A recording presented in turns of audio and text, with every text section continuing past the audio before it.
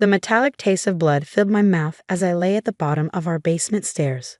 Above me, Jessica stood with her hands still outstretched, her face a mixture of rage and something else. Satisfaction, maybe? My parents' footsteps thundered down the stairs. What happened here? Mom's voice was sharp, but I noticed she was looking at Jessica, not me. She fell, Jessica said quickly, stepping back. She's so clumsy, you know how she is. I tried to speak to tell them that Jessica had pushed me after I caught her stealing money from my room again. But the pain in my chest made it hard to breathe. Every intake of air felt like knives stabbing my ribs. I didn't fall, I managed to gasp. She pushed. Emma, stop it. Dad cut me off. We don't need your dramatic accusations right now. I'm Emma Mitchell, and at 24, I was still living in my parents' house while finishing my medical residency. Jessica, my 26-year-old sister, had moved back home 6 months ago after her third failed attempt at college. Since then, the tension between us had escalated from snide remarks to something darker. Mom helped me sit up, and I couldn't hold back a cry of pain. I think we need to take her to the hospital, she said, worry creeping into her voice. No hospitals, Dad said firmly. We'll handle this at home, just like always. Just like always. Those words echoed in my head, reminding me of all the accidents it covered up over the years. The sprained wrist when Jessica threw a book at me during study time. The concussion from when she accidentally opened a door into my face. Each time, my parents found a way to handle it at home, to keep our family's image intact. But this time felt different.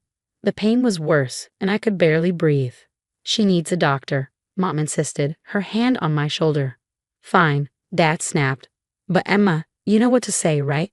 You fell. You're clumsy. End of story. Jessica smirked behind them, knowing she'd get away with it again. She always did. The golden child could do no wrong in our parents' eyes.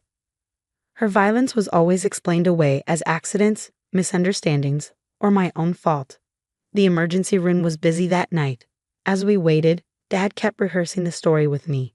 You were carrying laundry down the stairs. You missed a step. Simple accident. Dr. Sarah Martinez wasn't like our usual family doctor who always accepted my parents' explanations without question. She looked at me directly, not at my hovering family members, as she asked what happened. I fell down the stairs, I said automatically, the practiced lie feeling bitter on my tongue. Dr. Martinez's eyes narrowed slightly. She glanced at my family, then back to me. I'd like to examine Emma privately, she said firmly. That's not necessary, Dad started, but Dr. Martinez cut him off. It's hospital policy for potential trauma cases. Please wait outside. Once they were gone, she helped me onto the examination table. Now, she said quietly, why don't you tell me what really happened? Something in her tone, the genuine concern in her eyes, made me want to tell her everything. But years of conditioning kicked in. I told you I fell. Emma, she said gently, I've been an ER doctor for 15 years. I know what fall injuries look like. These bruises on your arms, they're grip marks. Someone held you before you fell. Tears welled up in my eyes, but I stayed silent. Let's get some x-rays, she said, not pushing further. Then we can talk more. The x-rays revealed 3 broken ribs and a hairline fracture in my wrist. But that wasn't what made Dr. Martinez's face darken with concern. She pointed to older marks on the images, healing fractures I'd never known about. Emma, she said seriously, these x-rays tell a story, one that doesn't match with simple accidents or clumsiness. There's a pattern here, and as a mandated reporter, I have an obligation to report suspected abuse. My heart started racing. No, please, I begged. You don't understand. My family. Your family, she interrupted gently, has been covering up abuse. These injuries go back months, maybe years. You're a medical resident, Emma. You know what I'm seeing here. She was right. Looking at the x-rays with my professional training, I could see the truth I'd been denying. The old fractures, the pattern of injuries, it was all there in black and white. I need to make some calls, Dr. Martinez said, standing up. You're safe here, Emma. We have security, and your family can't take you home against medical advice. As she left the room, I heard my father's voice in the hallway, demanding to know what was taking so long. For the first time, instead of feeling fear at his anger, I felt something else. Hope. The x-rays had spoken the truth I never could, and now someone was finally listening. The next few hours passed in a blur. Hospital security was stationed outside my room while Dr. Martinez made her calls. I could hear my father's voice rising in the hallway, my mother's attempts to calm him, and Jessica's theatrical sobs about how I was making up stories to hurt her. But the x-rays couldn't lie. Dr. Martinez had called in a specialist, Dr. Thompson, who specialized in documenting abuse cases. Together, they walked me through each injury shown in the scans. These hairline fractures, Dr. Thompson pointed out, the defensive injuries, consistent with trying to protect yourself during a fall, or more likely, during an attack.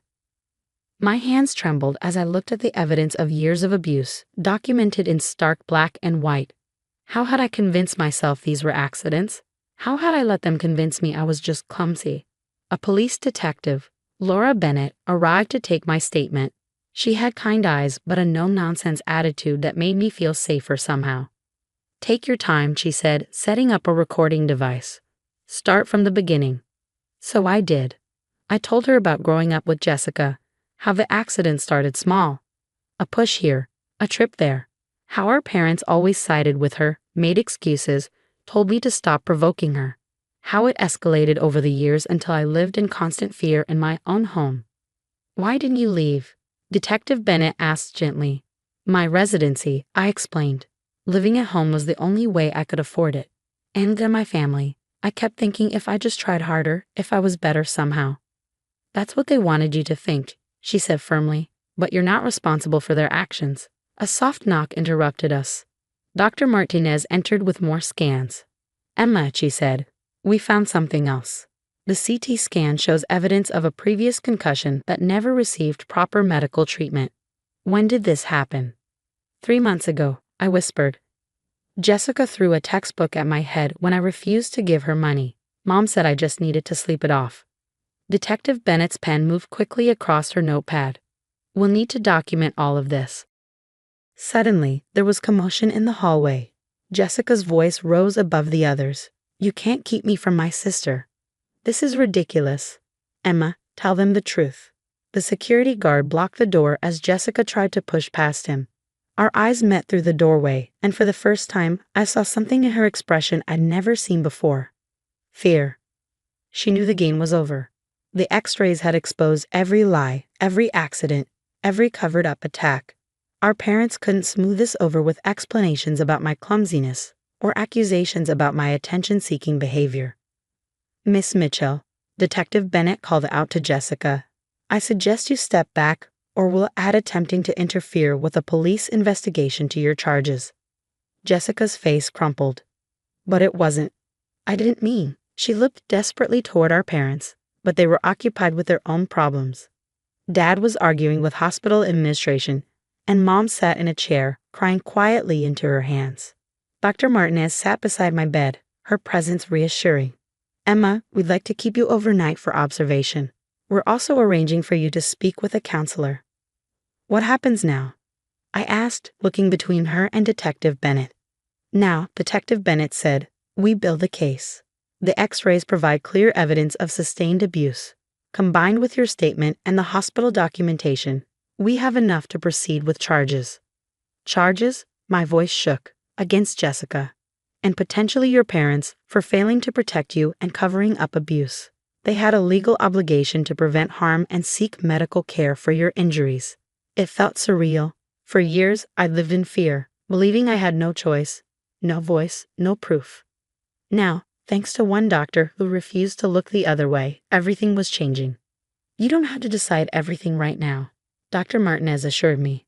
"Focus on healing. We can help you find temporary housing once you're discharged, somewhere safe."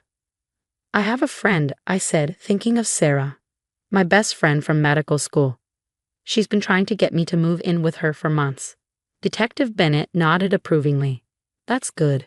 You'll need a support system." As they left my room, I could still hear my family in the hallway, but for the first time, their voices didn't fill me with dread. The x-rays had given me something I'd never had before. Proof. Proof that I wasn't crazy, clumsy, or making things up. Proof that couldn't be explained away or covered up. I took out my phone and texted Sarah, "Remember that spare room you offered? Is it still available?" Her response was immediate. "Always. For as long as you need." Want to tell me what's going on? Looking at the x-rays still displayed on the light board, I replied, it's a long story, but I'm finally getting out. 6 months later, I stood in Sarah's kitchen making coffee before my morning shift at the hospital. The newspaper on her counter caught my eye, specifically the small headline about Jessica's sentencing. She'd gotten 2 years probation, mandatory counseling, and a restraining order keeping her away from me. My parents had faced consequences too. Dad lost his position on the hospital board when the cover-ups came to light, and Mom's social standing in our small community crumbled as the truth spread. They'd both taken plea deals, probation and community service, plus mandatory counseling. You okay? Sarah asked, entering the kitchen. She'd been my rock through everything, the court proceedings, the therapy sessions, the nights when the memories kept me awake. Yeah, I said, surprising myself by actually meaning it. I am. My phone buzzed. A text from Dr. Martinez. She'd become a mentor of sorts, helping me navigate both my medical career and my healing journey. Ready for your presentation today. I was giving a talk to new medical residents about recognizing signs of abuse and the importance of speaking up. My own x-rays, with permission, would be part of the presentation. You know, Sarah said, watching me gather my materials, I'm really proud of you, not just for getting out, but for using your experience to help others. She was right. In the months since that night in the ER, I found my voice in ways I never expected. I'd helped develop new protocols for the hospital's emergency department, making it easier for staff to identify and report suspected abuse cases. At the hospital, I ran into Jessica in the parking lot. Not by accident, I knew. She'd been waiting for me. Emma, she called out, staying beyond the restraining order's required distance. Please, can we talk? I looked at my sister, really looked at her. She seemed smaller somehow, less threatening. The counseling had apparently been working. I'd heard through family friends that she'd been diagnosed with several mental health issues and was finally getting treatment. I can't, I said firmly. You know that. The restraining order. I know, she interrupted. I got your letter. I'd written to her last month, part of my own therapy process. Not to forgive or forget, but to acknowledge our shared history and express hope that she was getting the help she needed. I'm sorry, she said, her voice cracking. I know it's not enough, but I am. The counseling, it's helping me understand what I did, why I did it, how much I hurt you. I'm glad you're getting help, I said, meaning it. But I need you to respect my boundaries now. She nodded, wiping her eyes. I understand. I just wanted you to know, you're really brave, Emma. Braver than I ever was. As she walked away, I felt a weight lift from my shoulders. Her words didn't fix anything, but they acknowledged something important. I wasn't the weak one. I never had been. In the hospital conference room, I set up for my presentation. Dr. Martinez sat in the front row, giving me an encouraging nod. The room filled with residents, their faces eager and uncertain, reminding me of myself not so long ago. 6 months ago, I began pulling up the first x-ray. I was the patient, not the doctor. These images tell a story, not just of abuse, but of silence, of cover-ups, of the way family dynamics can normalize violence. I clicked through the images, explaining each injury, each missed opportunity for intervention. As medical professionals, we're often the first line of defense. Sometimes we're the only ones who can speak for those who've been silenced.